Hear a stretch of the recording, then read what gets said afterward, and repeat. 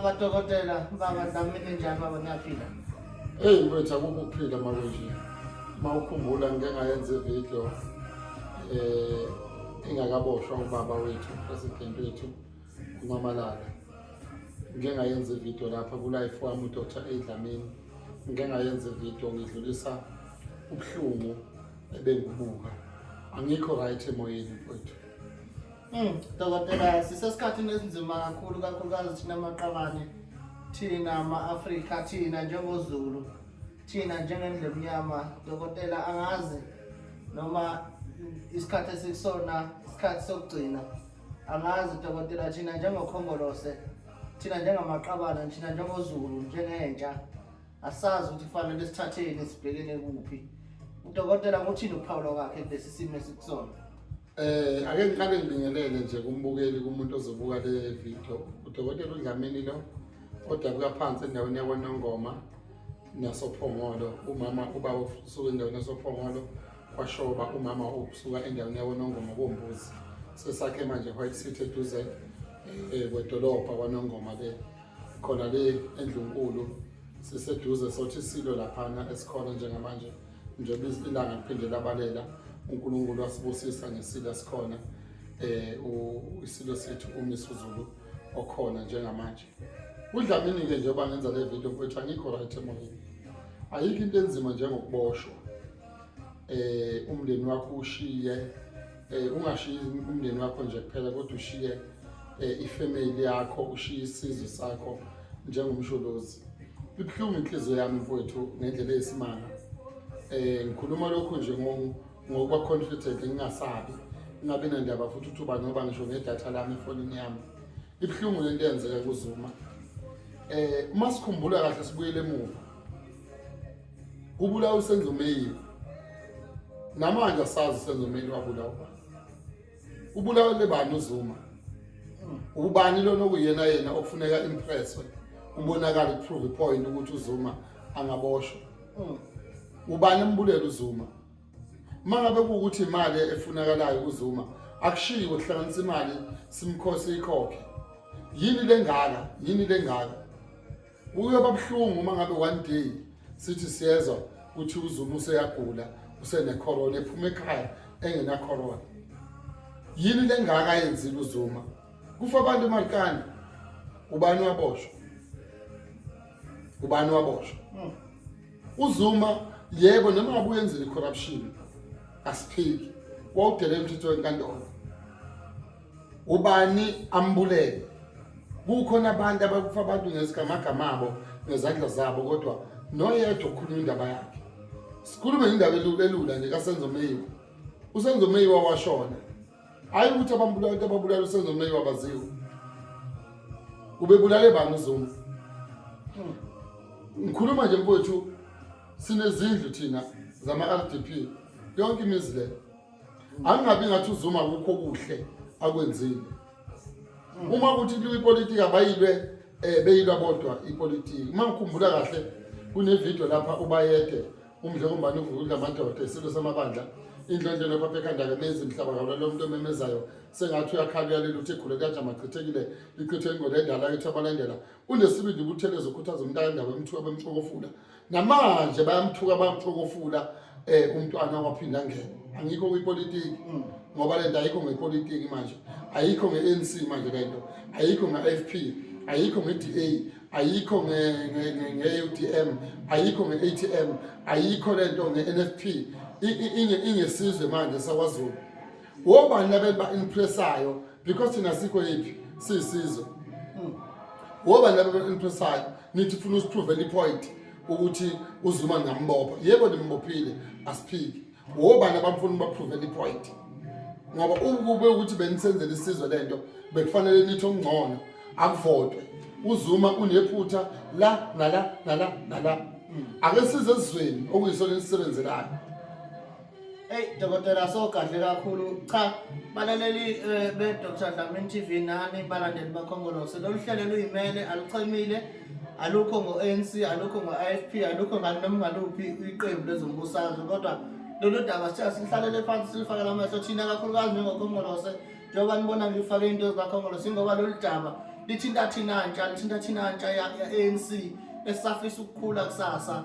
Njengoba hleli nodokotela lapha asichamile nalutho kodwa sikusiphethe kabi uhulumeni obusayo manje ka-ANC nohulumeni obusayo kuzwelonke asineme futhi ungenakho kwethu kuyakhombisa ukuthi kukhulu lapho ekusayeka khona uma sibuka igameko nolaka labantu lenzekayo eminyango. Dokotela, ulaka lakho luthini ukuzwakalisa ilaka lakho? Into ebuhlungu mfowethu kulento there's people behind kulento nenhloso yokubulala u-ANC. U-ANC wakhiwe kanzima, kunabantu abashona abaningi, kunegazi lachitheka eliningi. Ngicela mina ama-leader e-ANC angafuni ukusiprovela i-point, asinandaba thina nokuprovela i-point. If kuwukuthi bebenzela isizwe beletha ubulungiswa la eSouth Africa, bekumele enye into ehluphayo ikakhulukazi nje ngo-president wethu ne-cabinet yakhe ababonisani nathi. Ngiyabona nje bakwenzela lezi zinto, kumele ngabe upresident uCyril Ramaphosa usesukile lapha khona wezala yini lebaluleke kangaka ukuthi angahlala lahleli khona konakala ezweni lakhe. Yini lebaluleke kangaka? Asiyekele ukuthi sekuvalwe umgwaqo kwashiswa nani. I-leader iyazalwa i-leader. Ukubekwa kwayo kusuke kukhombisa into yokuthi sekugcina usiko. I-leader iyazalwa.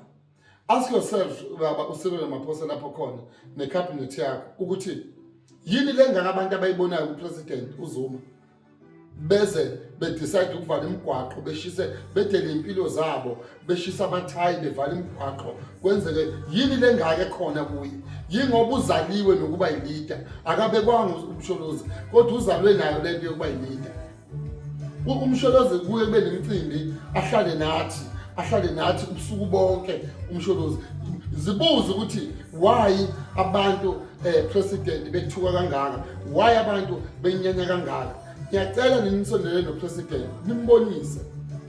Buka nje manje vala ikhanda uvele wathi immediate effect uyavala ikhanda. Kunabantu abasebenza emabhar, kunabantu abasebenza ngotshwala, kunabantu abasebenza ema-restaurant abathola imali yokuthi thina sibanika amathiphu masiqeda ukudla endaweni eziphezulu sibanika amathiphu. Uma ngabe seqala upresident evalizwe akabacabangelanga lapho bantu labo. Mina dokotela ngisayibuza ukuthi uyekelele ukuvala amatekisi, uyekelele ukuhlisa isibalo ematekisini ngoba kubuya ngathi kulula lapha ema-restaurant kanti lapha ematekisini kunezinsizwa. Angazi ukuthi mhlawumbe ukuba bethiwa bongambona kungewumcela ukuthi akathi-ke emarenkini awunciphisa khona ezofika zigawule zabekwa. No, into edingakala upresident ukuthi atshelwe ukuthi mawuhola abantu awuholi zona iy'lwane futhi iy'mbuzi ney'nkomo. Mawuhola abantu uhola abantu abanengqondo abangakubonisa ukuthi no thina sibona ukuthi akwenziwe kanje. So uhulumeni wethu uNdlovu kayiphikiswa esinaye njengamanje akunandaba ukuthi ubani uthini. Vele mina ngodliwa uhulumeni akunandaba ukuthi ubani uthini. Kubuhlungu ukutha ubona umuntu wakini eboshiwe. Upresident uZuma ezikoleni kwaqala kudliwa from kuseMandela. Waqala kokuthiwa kuyadliwa kwaye ngokuye kwababutha uMbeki, kwaye ngokuye kwababa uZuma. Namhlanje kunemigwaqo esihamba kuyo uZuma.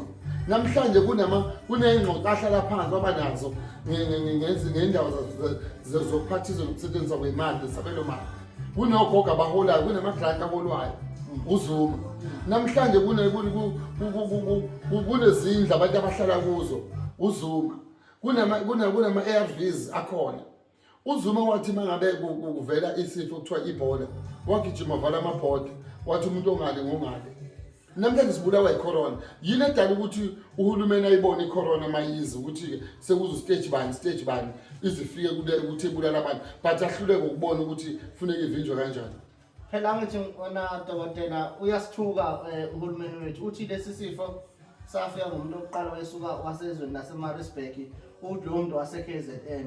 Uyabuka ukuthi kungakanani ongasihloniphi kwakhe lo hulumeni obusayo ka-ANC. Kodwa ubaba uCyril Ramaphosa mina besengifisa mina njengomuntu omlandeli noyilunga ngoba ama-comrade nani bafowethu kufanele siyibuke kahle lento. Uhulumeni wethu uCyril Ramaphosa akasiyena i-ANC, umholi we-ANC. I-ANC yiqembu umuntu nomuntu alijoyinayo, iparty oyijoyinayo uzinikele kuyona. Angabe sekuthuka u-ANC ngalendlela. akuthuka uhulumeni lokhu uyena ophethe uma kuuthi kuyabonakala ukuthi asenelisekile agudluzwe asuswe esikhundleni lo ohola iqembu. Uqinisile mfowethu lapho uqinisile ngithe eqaleni umholi uyazalwa azalwe nayo lento yokuba umholi ebonakala noma ehambe noma enzani ukuthi lo nomholi. So njengamanje lana inhloso enkulu ukulimaza iANC. Mina iANC ngiyayithanda. Ngiyithanda nje iANC kunezinto eziningi ezilwelile namhlanje sikhululekile kuzo. Ngabantu abalwa ngangakazalwa ngisho ukuzala abalwa belela lelizwe. Futhi ke mina ngithanda onke amaqembu. Kodwa ngiyacela abaholi abakhona kwiANC nevula amehlo. Uyazi ukuthi uma ngahle ekutshela umuntu ukuthi Dlamini sebenza kanje umsebenzi wakho right, kodwa mangitshela umuntu engingamfuni angeke ngiyizwe leyo. Upresident wethu ufuna ngabe uyabona indlela okwenzeka ngayo ukuthi abantu abasamfuni. Ngabe dokotela kuyiqiniso ukuthi uhulumeni kazwelonke uze uboshwe unqamalala kusaprove ipoint lokuthi lapha ngesikhathi sitshala umdlokombali uphuma lapha ngesikhathi kutshala inkosi kuthiwa waphuma ngesegundane lapha. Ngabe kuyiqiniso ukuthi uZulu wonke usenkingeni ngendaba yalokho noma mhlawumbe thina ndlu yase KZN lento iqondene nathi asazi ukuthi kuyikuphi nathi siyafunisela asazi ukuyibona bona dokotela. Ngabe mhlawumbe kwaphela sesibuka amakhwapha manje awenzeki yini mhlawumbe kube khona la singenzile kahle thina. Cha ubuza kahle phela ubuza umuntu wayekhona ngangikhona nje lapha namabutho. Mina ngikhuluma ngami ngangivunulile. Silandise dokotela mhlawumbe ngabe yini oyibonayo. Engingakusho upresident kwangeyona inhloso yamabutho ukuthi avinjelwe lapha. Angingabe sengathi kunabantu abenza umsebenzi omkhulu bakhipha upresident ngesamagundwane. Cha. Into eyenzeka lapha abantu bafika ngesikhathi abafika ngaso sekunesikhathi bengakaze bangene ngaphakathi. Kwaqondana nokuthi ngalesikhathi bengena ngicabanga ukuthi inkosi yasemazimilini lekompangeni nenye inkosi ayimabili noma umzimela nenkosi ubanayo imabili. Uma ngabe sebengena bethi bafuna ukungena ngoNdlovu yangena bengena ngekhaya lapha kanti upresident uyaphuma. Ngalesikhathi ephuma upresident kwabe sevula ucingo ngalo waseyaphuma. Ayikho into engathi mina kwakunenhloso ethile yoku-attacka upresident. Cha ngangikhona mina khuluma mina angizwala ngifuna ukukhuluma kakhulu indaba zaseNdlunkulu ngoba mina ngumuntu osemabuthweni kodwa engingakusho ngoba ngangikhona. There is no one owayezo-attack upresident, no one owayezothinta upresident ngesandla. Kwaqondana nokuthi bayangena sebengena ngenkani kanti upresident uyaphuma. Kwavula ucingo ngale zaphuma imoto zadlula phambi kwethu sahamba. Esifisa ukuthi upresident akwazi ukuthi ayikho into eyayokwenzeka kulo. Thina upresident uZuma la impucuzelo kuMaskandi festival ubefika upresident ehlale nayo ubusuku bonke. Uyazi uma uyileader uza kubantu ulalele kubantu ukuthi yini abayifunayo. Ufika ukhuluma ngosiZulu, ufika ukhuluma ulimi ukhuluma ulimi lwabo. Uma uziphoyisa ufuna ubamba igebengu uhambe lapha eziphuza khona lapha ezihlala khona ugqoka indlela ogqoka ngayo amadansane noma yini uhlale nabo bathengele utshwala ngoba inhloso yakho uyayazi ukuthi yini. Yini indaba ukuhamba kapresident uqondane nokuboshwa kwaZuma. Esifisa ukwazi upresident njengoba uhola laba abantu abangaka kuningi ongakuthola ongakusiza kulaba bantu ababukela phansi. Yebo sibukeleka phansi kodwa kuningi ongakusiza ukuthi izwe liye phambili. Lento is about izwe, is not about iANC kuphela, is not about upresident nabantu abangamfuni uZuma. It's about izwe lilonke. Esicelayo ukuthi uZuma kube khona indlela ukuthi uxoxiswana uZuma aphume. Umdala lo yamuntu. Just imagine ke nina ke engamfuni uZuma noma nina enibe nithatha isinqumo sokuthi uZuma akaboshwe. Nani nawe babuzondo ngoba phela nithatha isinqumo sokuthi uZuma akaboshwe. Kodwa egcineni abantu eniba-impressayo nabantu enibenzelayo yithi esingekho happy thina ngokuboshwa kaZuma. Bekufanele nithi nokungcona kuvotwe ukuthi hobani abathi uZuma akaboshwe ngesenzo sakhe esibi. Kuvotwe kuthiwe nabo abantu abathi uZuma akaboshwe. ubuyathi abantu abathi abangaboshwa yilabo lo bulungiso nibulethayo noma nifuna ukuprove point nikuletha kubani ngoba thina sikho happy sengikhulumela mina esayidini ukuthi ngingumZulu sengikhulumela ukuthi uZuma kuningi akwenzile okuhle khulumela lelo side so bafowethu isifiso sami ukuthi upresident une nuts words yena nje uqobo lwakhe uma ngahle avuka afike kusasa atshela icabinet yakhe ethi ngiyabona sekonakele kangakanani bukani amamiliyoni amangaki azinto esezonakele njengamanje mangaka amathraga ashisiwe zingaki izakhiwe ilimele esingazi ukuthi kusasa kuzobe kwenzakalani asazi so ke lokho bafowethu engifisa ukusho ngidlulisela kalami uDlamini lo engifisa ukusho ukuthi abaholi abakhona kwi-ANC siyacela kube nendlela yokuthi ixazulule lento siyacela kube nendlela yokuthi ixazulule lento uma ngabe bona beneyinkinga ngaphakathi bebodwa sathi isilo samabandla ngoba phela isilo samabandla bekuyisilo esikuyinkosi yethu kodwa bekuwumprofeti lo wathi ngiyacela nize ningafuni ukuthatha izwe likaZulu ningazami ukuthatha kuyosha ikhotha nakho kuyenzeka namhlanje wathi ngiyathandaza kuNkulunkulu ukuthi bonke laba bantu abalwisana nombuso kaZulu uNkulunkulu ungathi ngabakhona baxabana yini lenzeka namhlanje namhlanje iANC it's about ukuthi besokhethweni njengoba iyokhethweni nje isebenze kanzima iANC bela ikhona kanzima ibela ikhona ngingane mina angikho futhi kakhulu kwipolitiki ngingane kodwa isebenze kanzima iANC mina kunezinkulumo ethi mayikhuluma umsholozi ngidlalele nginike isikhathi ngilalele each and every speech asethulayo ngomzabalazo nani uzophuma uZuma engakusho lokho cela umndeni waKwaZuma nomndeni nomakhelwane nabo bonke nathi thina simsupporta uZuma sikhuleke uNkulunkulu sithi inkosi wena uyazi ngoba kuya yonke lento uNkulunkulu ohamba phambili engicelayo ukuthi sibambane kulesi simo esikhona kube khona indlela ukuthi abaphathi bethu bakhulume ngalento ukuthi ayidlule lento akube nesolution ngikhuluma into easy mina ukuthi washo uMsenzo Meyiwa namhla abantu abasibuphuza abadubula uMsenzo Meyiwa abaziyo kodwa bayaziwa ngikhuluma umuntu kwafa abantu eMarukana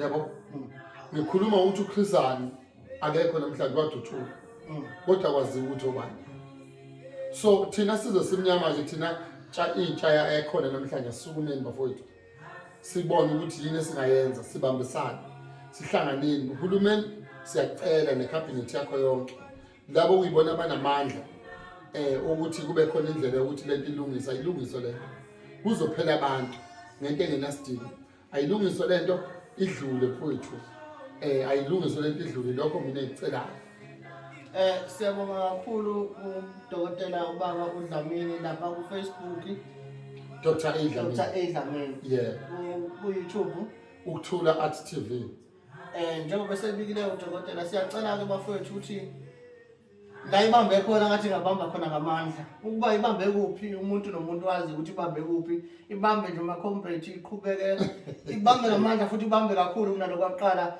ngisho uMcDonald nakhona ibambe baba naseNando's ibambe baba ngoba silambile bafowethu siyafisa ukudla siyafisa ukukhula sibe badala Dokotela cha amazwi akho okugcina kodwa ungayikhohlwa nje ukuthi uANC awukhiphe lokucacisa ukuthi ubaba upresident ophethe njengamanje akasiyona iANC iphathi yena uyilunga lika ANC wabese electwa ukuthi akabe umholi weqembu bam-electhe ngabe bona ama quality athiza badinga ukuthi basebenzise kuyena uma kungasenjalo futhi fase kubeke lokho singakufihli ukuthi masingaseneme naseneme njengawe nje mhlonishwa wena weANC wena mawubuka ngokwakho khamba kahle mina baba cha angifuni ukukhohlisa mina ngi0% ethemba ngaba nombono ukuthi nje ngingaba nombono omuhle ngopresident esinaye cha mina besengifisa ukuthi wonke amaqabane cha akathi step down nje upresident wethu adedele umunye mhlambe angikaze ngibone upresident owenza kanje kwangena uNelson Mandela ngangisemncane ngakhula kunconya kukhulunywa into ezinhle intuthuko sasidla ngisho ingena izingwa laphana nopoyinandi besilethele esikoleni singakhokhi nje school fees nesikhathi sikaMandela ngo94 yabo sasi-right singenankinga yabo. Awusilandise ngomfoka Ngubengcuka ubaba uThabo Mbeki. Ubaba uThabo Mbeki kuningi akwenzile kakhulukazi ema-university, kakhulukazi emathubeni omsebenzi, ukudivide omasipala. Phela umasipala kuthiwa kwakuyi-ofisi elilodwa.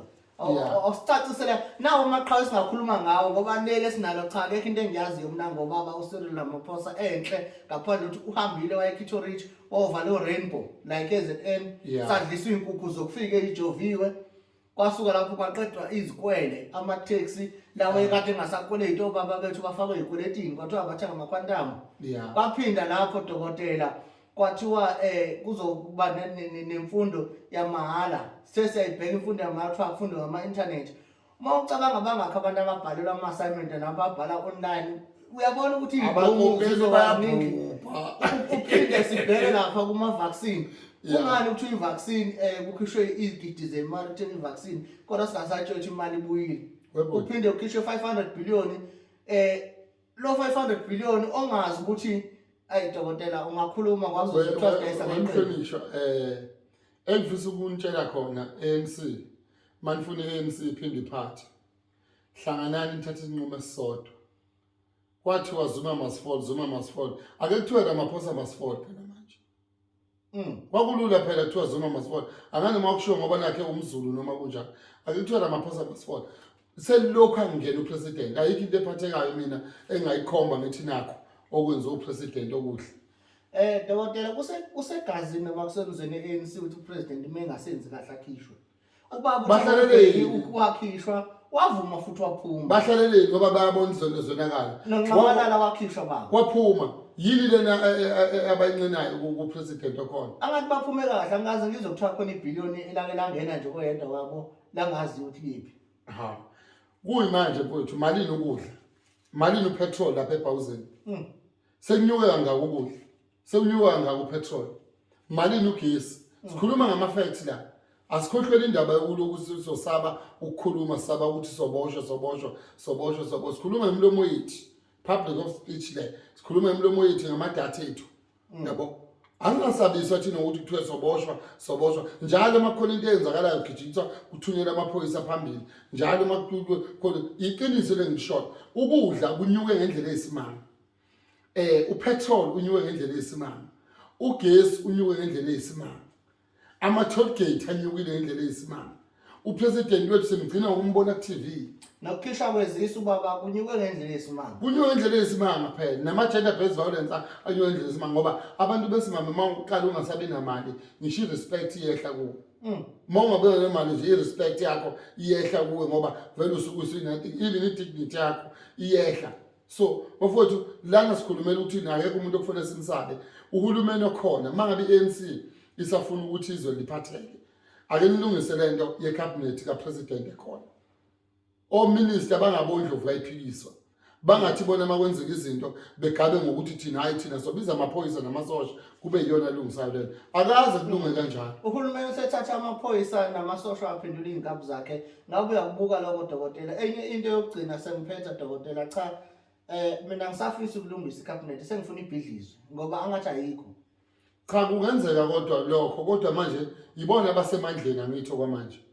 Yibona abasemandleni bona kuhlalwe phansi kubukwe ukuthi i-target la ukuthi izwe lethu liye phambili. So mhlambe bahappy bona njengoba kwenzeka lento ayibathinti izinto ezilimele ekuthanga nesithi waboshwa former president uJacob Zuma kungakanani sekonakele. Kungakanani okonakele. So ke sizothi njengami nje njengoDlamini ngikhuluma esayidini labelaphi bendabuko sibhlungu ngoba abantu abaningi bahlele emakhaya basebenza uhulumeni akakhulumi ngalabantu abahlele abangasebenzi futhi akanandaba nabo. Into ayazi ukuthi bona bahamba ngopetrol estate bahlala endlini ze-state basebenzisa amafoni estate bafaka upetrol estate yonke into ba-right bona abayizwa le pain. uma ngabe befuna ukubona ipain abasuke lapha phezulu lapha abakhona behambe beye emalokishini behambe beye emakhaya bezobona usizi lomuntu omnyama udlalwa ngathi mathiwa sikhululekile ayikho into esikhululekile thina. Uhulumeni onjani lo dokotela ovala ukuthi obelapha indabuko basebenze uphinde uvale ngisho imikhulo yimbala ekuyiyona esiyidinga ngesikhathi esinzima kangaka. Ake ngikusize nje mfowethu eTexini kungena u15 ugcwala uthi akho social distance. Angilwi nabantu bami ngikhuluma iqiniso. Kodwa emasontweni bebekwazi ukuthi abantu behlale bebe bawu50 bahlale ngokuqhelelana. Yini lena edala ukuthi vala amasonto? Ngoba phela kiwa once a week esontweni Sunday bebezohlala baqhelelane. Yini indaba evalele ukuthi abantu bakhonze? uNkulunkulu uyena owadala izulu nomhlaba even nayi cabinet kaRamaphosa upresident idalwe uNkulunkulu. Why manje mabevala amasonto? uNkulunkulu sozokhuleka kuphi sisonke esihlangane sibize uNkulunkulu ukuthi uNkulunkulu nasi isifo secorona. Upresident yena ukholelwa kodokotela nama vaccine akakholelwa uNkulunkulu owadala izulu nomhlaba. Akakholelwa uNkulunkulu owadala izulu nomhlaba.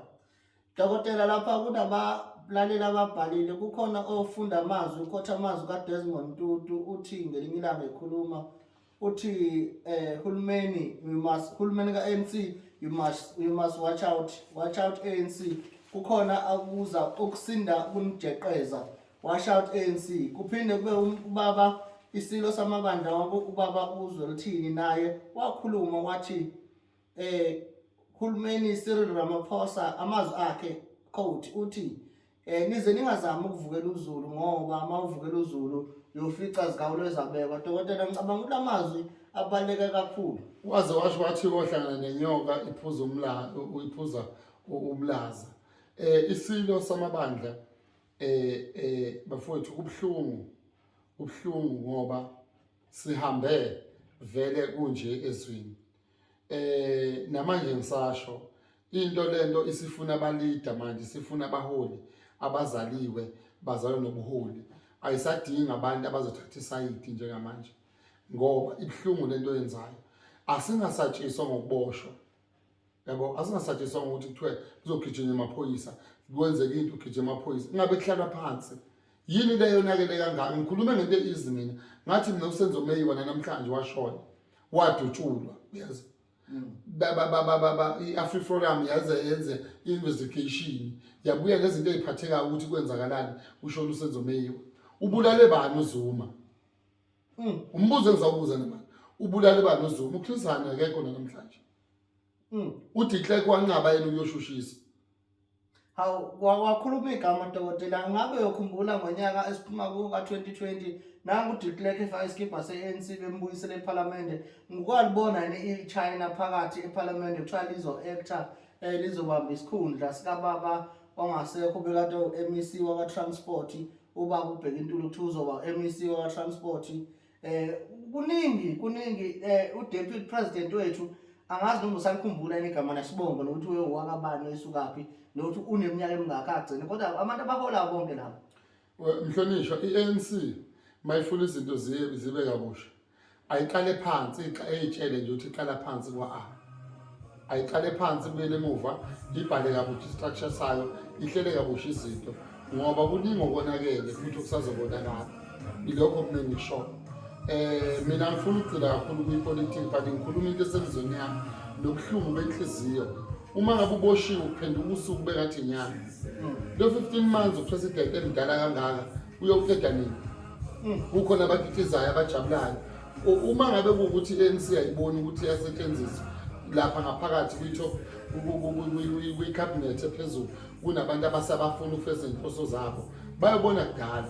Ngifuna ukuthi mina ANC vulana amehlo manje isikhathi sokukhuluma amaqiniso lesi njengamanje vulana amehlo nibuke okuright nibuke okwrong nibuke ukuthi lento ingalungiswa kanjani ngoba usuku nosuku makuthiwa kuzoba sengenwe izitolo manje sekubugebengu lokhu sengenwe izitolo abantu bayithaphela ukudla bashisa ama-truck bavala imigwaqo kwenzakalani kushiya imoto yonke lento lento. Ngizothi mina uhulumeni waseSouth Africa asekho happy ngama-decision athathwa uhulumeni upresident ukulala namhlanje engabonisani nabantu avuke ekuseni asitshele ngoba phela uyasitshele manje kuvuka kwenzeka ukuthi mayevuka namhlanje sekwenzeka ukuthi asiyatshelwa thina asikakuboniswana kanti ubusa baphi abantu upresident ngoba upresident ngabantu abantu ngokholwa upresident onjalo lovula vuka sitshele ukuthi ngenza ukuthi engabonisani nabo abantu. Cha baba asiliphethe uhlelo lethu siyabonga siyafisa ukuthi lokhu nikuhlawe nikulawule nikuhambise enkundleni zonke zokuxhumana mhlawumbe kuzogcina kuyithola indawo nakubaba osiphethe ubaba umhlonishwa uCyril Ramaphosa necabinet yakhe yonke hayi ngoba kukhona okubi kangakanani njengoba kwakuthandekile ukuthi ubaba angene asona kube upresident wethu njengamanje sesicela futhi ukuthi akagudluka mbili eceleni noma alungise lawo maphushana akhe akwenze kanjalo nje. Cha mayikhona indlela mfowethu nje abuyele eceleni nje upresident sesibongile. So right. Kahle sesiyafana. Cha mfowethu akakubuzwa abantu ngawani. Akekho phela umuntu okuphoqa ukuthi uthanda umuntu. Mabe khona abamthandayo bona baseParliament nalabo asondelene nabo ababenefitayo ngoba khona kwakhe abaqhubeke bona kodwa nje abantu abaningi ngisho ngihamba ubuze one by one abantu ba right ngaye. Baba mhlonishwa Cyril Ramaphosa baba ngoba wawuthunye ithina waze wabhala kuthuma mina cha sesibuya manje hlala phansi sesibongile uyile la boya khona bese ngathumanga la boya khona esasikuthuma khona thina sicela ke baba mhlonishwa wathi thuma mina cha sesithi namhlanje kudluka eceleni sibone ubani lesomthuma naye aphinda athuma mina umenza kabi naye somlanda futhi dokotela ngibonge kakhulu. Cha mhlonishwa nanokuthi ke njengamanje naye ANC didekile ukuthi mangathiwa iyamkhipha upresident iyofaka abantu. Yabo ididekile naye ukuthi iyofaka abantu bangathiwa. Dokotela lo daba ngithanda ukubucayi ayikho inkinga cha lolu hlelo alunqaluthemile luyimele akukho lapha esingakhona kodwa thina njengalumina njengomuntu eyilunga ka-ANC ngithanda ukukucacisa lokhu ukuthi mina ngedwa hayi ngibongile ngohulumeni wethu ngiyafisa amaqabane amen ngeze lodwa ukuthi cha Cyril siyabonga kakhulu baba na 500 million wethu osizamele wona waphelele emoyeni siyabonga kakhulu baba uzamile okuzamile kodwa akukho esingakhomba mina akukho engakhomba uphathekayo. Uyazi ukuthi ukube mina upresident ale kuphume 500 billion ngangizobuka abantu base South Africa ukuthi bangaki mina bese ngithi eman wonke umuntu okhona akahlala endlini unike 10,000 lo 500 billion wawunela bonke abantu bahlala endlini bangaphumi mhlawumbe ibillion elilodwa lana benele angazi ngayi 10,000 bese ngithi umuntu ophuma uyapi uyokwenzani and ebuhlungu abanika belaphi bendabuko ithuba lokuthi balaphe abantu kubonakala iprove akani phela yabo bese sithi sikhulekile why bangasiniki siyabelapha bendabuko nabathandaza abakhona noba nabakhona abalapha why singaniki ukuthi banganiki ithuba belapha bendabuko abawumtsitso okuyimilela la eSouth Africa ukuthi nayi corona ikhona. Mina ngifuna umjovo mina njengami angifune umjovo mangibulala icorona iyongibulala ngoba ukwazi nomjovo uzanani. Usho baba ufake ngihlehla kuwena ngoba mina sengigomile nokagomba. Cha baba noma ngahlehla imana inkinga mina ngifune umjovo right mangifa ngibulawe icorona iyongibulala icorona kunokuthi laba abantu abasicabangeli eziswini silambeli bazosicabangela kanjani ukuthi siphile behlile ukusicabangela silambeli. Cha baba usuku baba ngesikhathi ngenxa yokuba isikhathi baba sesishawa isikhathi sibonga kakhulu dokotela bengxenye yohlelo siyabonga nababukeli emakhaya bayithathe lenkulumo emnandi kangaka eyakhaya nekusasa kodwa singakhohlwa ukuthi Cyril must fall. Cha baba sesiyabonga manje siyabonga nje siyazi ke bazoloku besisabisa lapha ngokuthi soboshwa mina ngikhuluma ngedatha lami ngefoni yami ngikhuluma mina enandaba ukuthi ubani uzongisabisa ngoba la eSouth Africa mawuthi uyakhuluma usabiswa ngokuboza utshelwa ngamaphoyisa utshelwa ngamaphoyisa. Inamba yami 072 77 ungabusayiqeda baba seyiningi baba siyabonga baba ngizoyisho nje yonke. Inamba yami 072 77 46 107 inamba yami leyo ongifunayo uyangithola kuyo odinga usizo ukwelashwa uyangithola kuleyo namba leyo bese kuba ukuthi eThekwini ngikhona eMaluka 05 kwanongoma ngikona eSiphambanweni inamba yami leyo bese kuthi page ya Facebook Dr. A Dlamini ku YouTube ukuthula art TV uyangithola khona. Ngiyabonga I wish ukuthi uhulumeni angaba nesolution kulento kaZuma ngoba ibhlungu lento ikhehle edala kangaka lithathe liyoboshwa kuthiwe kwenze ubulungiswa kodwa thina ukuthiwa kwenzelwa thina ubulungiswa sibe singekho happy ngayo.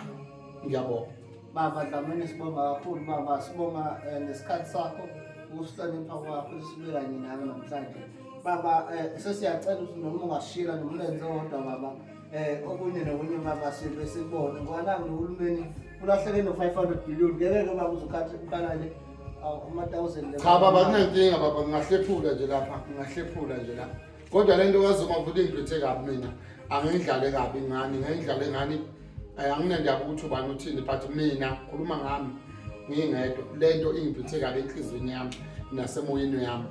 Ngiyakwazi ukuboshwa mina, kuhlungu ukuboshwa usuku liphenduke kube inyanga, yabo. Nina nje nifuna usiprove ipoint, nilenzile ipoint le naprove nawe msholozi lapho khona. Siyacela uma kukhona imfihlo ezikhona ozaziyo, khuluma manje, isikhathi sokukhuluma manje. Khuluma msholozi lapho khona, kuvuka amathamba lele othulini Oliver Tambo bavuke bakhulume bakuveze ukuthi yini ngempela umdala kangaka, ungaqali ukuboshwa uphinde uboshwe namhlanje ushiye umndeni wakho.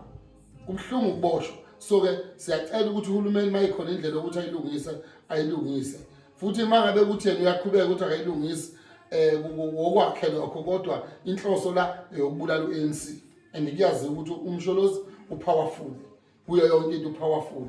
Kodwa ke ngishoyo mina asikho isikhathi esifika singadluli, nalesi simo esibhekene naso sizodlula. Sonke isimo esifika empilweni yomuntu siyadlula, nalesi msholozi obhekene naso sizodlula. One day lesi simo obhekene naso siyodlula nawe ukhululeke. Engicelayo abaholi abakhona beANC abayibuke ngenye indlela lento le. Mangabuzwa one by one abantu la ukuthi ubani othanda uRamaphosa ungezwa amahlazo. Yini izenzo zakho ugazi uyazakhela kubantu.